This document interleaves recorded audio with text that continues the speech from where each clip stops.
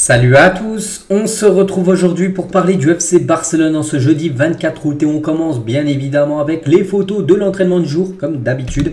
Donc jeudi entraînement bien sûr avec Ferran Torres, avec Gavi, avec Pedri bien évidemment. Donc préparation du prochain match, bien sûr l'entraînement c'est pour préparer le match contre Villarreal, ça sera un gros choc. Villarreal-Barça, c'est dimanche, voilà, de nouveau le Barça jouera un dimanche, ça a été le cas lors des deux premières journées. Donc voilà, Ferran Torres, on peut voir Rafinha. On peut voir Ferran Torres de nouveau, le jeune Gavi, Inigo Martinez qui s'est entraîné avec le groupe. N'oubliez pas qu'il a été forfait lors des deux premiers matchs. Inigo Martinez, nouvelle recrue en provenance de Bilbao sur ce mercato. Et il s'est entraîné avec le groupe. Donc pour l'instant, je ne connais pas encore le groupe convoqué pour le match contre Villarreal, mais ça se peut qu'il soit dedans. Inigo Martinez, vu qu'actuellement il prend part à l'entraînement collectif. Le jeune Lamine Yamal, qu'on va parler là dans quelques secondes. Gundogan ou bien évidemment le coach Xavi bien sûr qui a dirigé l'entraînement du jour. Et concernant la composition d'équipe concernant ce Villarreal-Barça, donc d'après Relevo, qui est un journal espagnol, donc voilà quoi pourrait ressembler le 11 de départ. Donc avec Ter Stegen au but, ça pas trop de surprise, Baldé, pas trop de surprise à gauche, donc Christensen, Koundé et Sergi Roberto, n'oubliez pas Carrojo, toujours blessé, il est blessé encore, ça faisait un mois, il y a à peu près une semaine, donc encore 3 semaines et demie encore qu'il est indisponible. Arroyo devrait faire son retour après la trêve internationale. Milieu de terrain, donc Pedri, Oriol Romeu, De Jong et Gundogan, le milieu à 4. Et devant Lewandowski avec Lamine Yamal qui avait commencé titulaire lors du dernier match. De nouveau, il pourrait commencer titulaire. N'oubliez pas que Rafinha suspendu, il est suspendu 2 matchs. Il a déjà purgé un match, le deuxième match de suspension. Et du coup, ça devrait être de nouveau Lamine Yamal qui devrait être dans le 11 de départ pour cette rencontre. Après, ça peut beaucoup bouger. On est seulement jeudi. Le match est dimanche. Donc voilà, ça peut bien évidemment être modifié ce 11 de départ. Et concernant ce match contre Villarreal, donc le Barça jouera pour la première fois avec le maillot extérieur en Liga face à Villarreal. Ils avaient déjà évolué avec ce maillot. C'était lors d'un match de pré-saison. Je ne me souviens plus c'était contre qui. Et voilà, ils auront ce maillot plutôt en Liga pour la première fois. Ce maillot qui a été très bien vendu, n'oubliez pas que c'est l'un des maillots qui se vend le mieux actuellement du côté du Barça depuis pas mal d'années. Ce maillot blanc extérieur. On continue, on peut voir la une du journal Sport aujourd'hui. Donc Lamine Yamal, Luis de la Fuente, c'est dans les plans de Luis de la Fuente. Ça parle aussi de l'affaire, vous savez, du président de la Fédération espagnole de football. Donc Lamine Yamal, lui, c'est en haut, mais le président de la Fédération, ça part au milieu. Et le Barça ne veut pas se positionner sur le cas Rubiales par rapport, vous savez, ce qui s'est passé lors de la Coupe du Monde féminine. Et l'autre une aujourd'hui, Mundo Deportivo, ça parle de Lamine Yamal. Également, mais cette fois-ci en grande une à Lamine Yamal. Lamine, sélection du côté de l'Espagne. Donc c'est une certitude à Luis de la Fuente, le coach de l'Espagne, convoquera le jeune Lamine Yamal la semaine prochaine avec la Roja, l'équipe première. On ne parle pas des espoirs de U19, non, c'est l'équipe A espagnole. Donc confiante, la fédération attend désormais le oui du joueur. L'Espagne veut sécuriser la pépite du Barça face à la concurrence du Maroc parce que ce joueur qui peut jouer pour plusieurs pays, donc il peut jouer pour l'Espagne, pour le Maroc et aussi pour la Guinée équatoriale. Donc il aura un choix à faire. Donc pour l'instant, il se dirige, d'après ce qui se dit, il se dirige plus vers l'Espagne. Lamine Yamal est sur le point de prendre sa décision de représenter l'Espagne. Il devrait accepter, même s'il n'a pas encore dit officiellement, ça va être bien l'Espagne qui devrait représenter parce que le Maroc pousse aussi pour l'avoir. Cette pépite, ce talent, peut-être la plus grosse pépite actuellement au monde, a seulement 16 ans. N'oubliez pas qu'il a seulement 16 ans et 41 jours et il est aux portes de la Roja, donc la première, l'équipe professionnelle.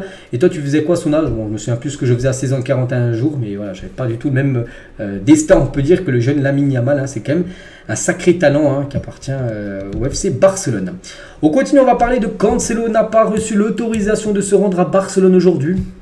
On avait parlé de l'officialisation aujourd'hui, jeudi, ça ne sera pas aujourd'hui, c'est sûr. Pas de feu vert car les contrôles du fair play financier ne permettent pas encore la réalisation de l'opération. Voilà. Si le feu vert aurait été donné, ça aurait été officiel aujourd'hui, mais en gros, le fair play financier, la Liga, tout ça n'a pas encore approuvé, on va dire, le transfert de Cancelo. Du coup, ça ne peut pas se faire aujourd'hui. Ça se fera, mais pas aujourd'hui, jeudi. Ça devrait se faire. Donc, il attend juste le feu vert des deux clubs pour se rendre à Barcelone. Donc, ça pourrait se faire fin de semaine. Donc, voilà, pour être finalisé à la fin de cette semaine, ça peut être samedi, ça peut être dimanche, ça peut être lundi au pire. N'oubliez pas que on est le 24, la fin de mercato c'est jeudi prochain, dans une semaine jour pour jour.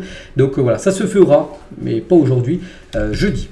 Et le Barça va prendre en charge la majorité du salaire de Cancelo. Le Portugais devrait se rendre à Barcelone là, peut-être demain. Donc voilà, pour peut-être signer son contrat, que ça soit officialisé, je dis en fin de semaine. Et Cancelo a déjà trouvé un appartement à Barcelone parce qu'il sait qu'il va être un joueur du Barça, donc il faut aussi savoir où il va habiter.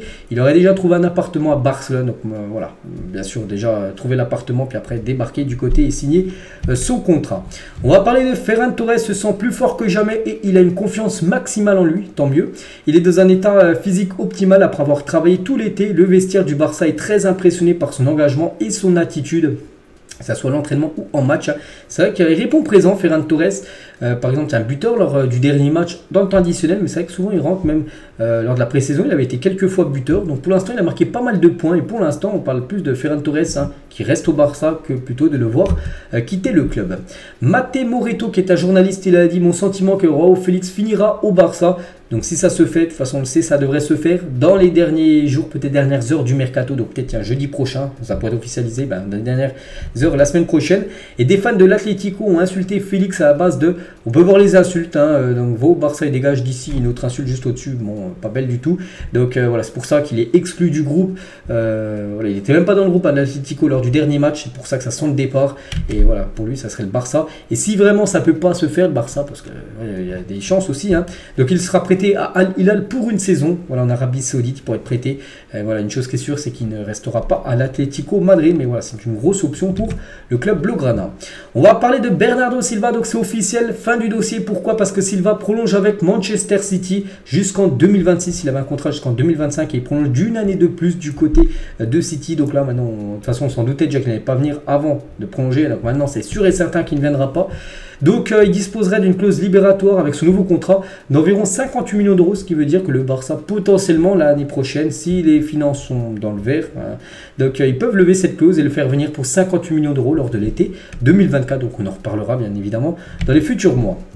Le renouvellement du contrat de Ter Stegen jusqu'en 2028 est imminent. Le gardien reportera son salaire pour aider financièrement à court terme et en retour, le club récompensera par un contrat à long terme. Donc voilà, il devrait prolonger son contrat jusqu'en 2028. C'est quand même un sacré contrat, on est seulement en 2023. Et du coup, lui, pour aider le club, niveau fair play, tout ça, il va demander ses salaires. Il ne va pas toucher ses salaires maintenant, mais plutôt plus tard, voilà, comme ça a été le cas pour pas mal de joueurs comme Messi. Voilà, par exemple, Messi à l'époque, il avait aussi reporté ses salaires pour aider financièrement le Barça. Ça sera la même chose, on va dire, pour Ter Stegen.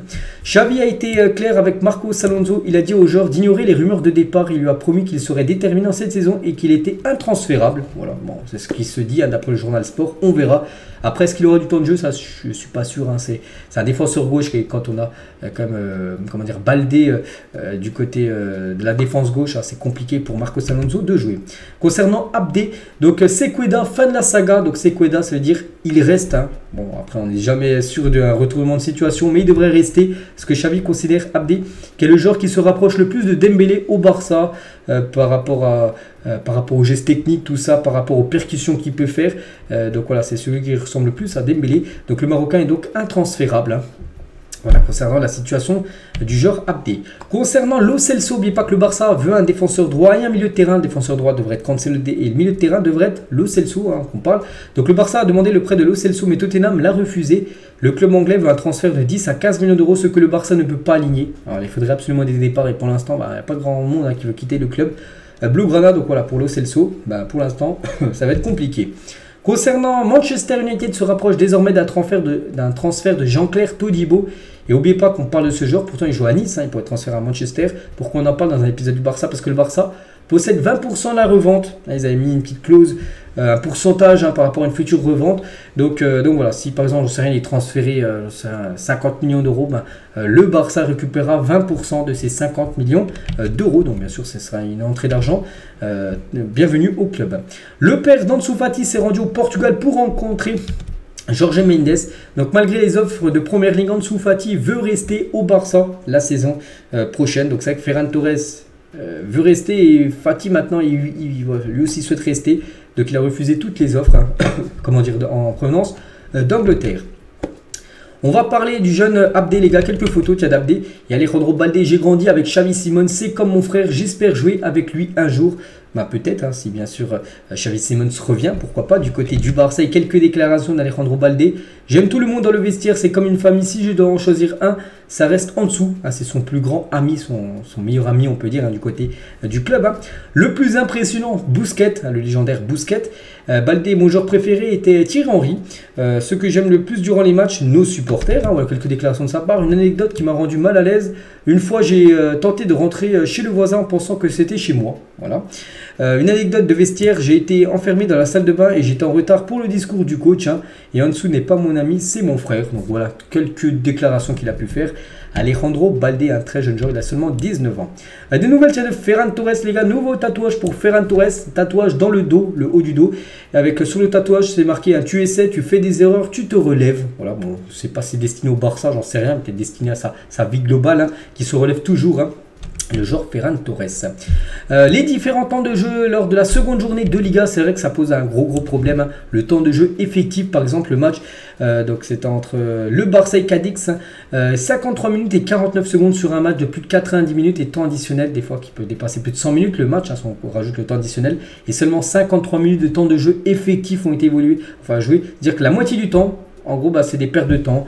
Je sais rien, une faute hein, qui prend plus de 2 minutes à être tirée. Hein.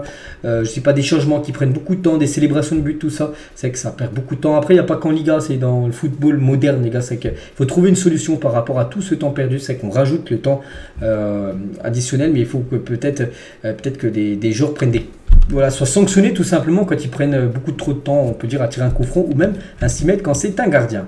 Et on finit les gars cet épisode, l'un des plus gros braquages de l'histoire, hein, ça c'est vrai. Celtic-Barça, c'est un match de Ligue des Champions, le Barça avait perdu 2-1, mais le Barça, regardez, hein, 89% de possession de balle, 23 tirs, 14 tirs cadrés pour seulement un but marqué, 13 arrêts comme du gardien du Celtic. Hein. Il a gagné 2-1. Ils avaient fait seulement 166 passes, le Barça 955 passes et le Barça avait perdu 2-1 lors de cette rencontre de LDC. Donc voilà ce qu'elle va dire aujourd'hui. J'espère que ça vous a plu. On se retrouve demain vendredi pour le prochain numéro. À demain.